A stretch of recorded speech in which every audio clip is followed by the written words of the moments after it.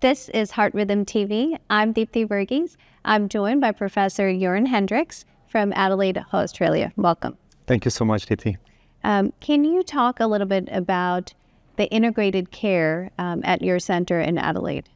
Yeah, very happy to do that. So integrated care is more or less a novel approach to provide care and treatment to patients with complex conditions such as atrial fibrillation.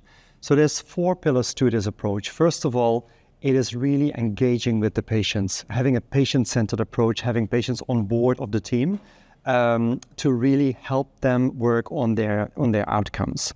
Then secondly, there's a multidisciplinary team approach, which means that it's no longer one healthcare professional providing the complex care to a patient with atrial fibrillation, but there's a team of specialists and generalists working with each other, but also with the patient and their carers.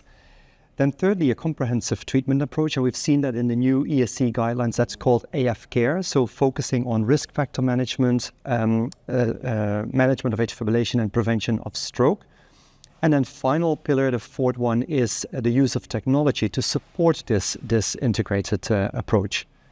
Excellent. Can you elaborate a little bit on nurse-led clinics for atrial fibrillation management? Yes, my pleasure. So what we've done, for example, in Adelaide is we've implemented an integrated approach delivered by nurses and under the supervision / collaboration of cardiologists, really working with the patients with atrial fibrillation. And we follow this integrated care approach where nurses work with the patients to really work on their risk factors and their lifestyle modification to help them, initially start it up, but then also follow up with these patients to see how they're going.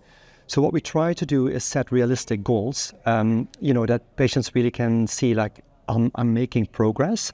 And I think the pillar of that is trying to educate them. So we first of all engage with them to see, like, what do you want, what do you need, and what can we offer, and what can you do yourself as a patient? But then also really to get them ready to take on this active role by informing them of the importance of risk factors and contributing to the burden of atrial fibrillation and what they can work towards better outcomes, actually.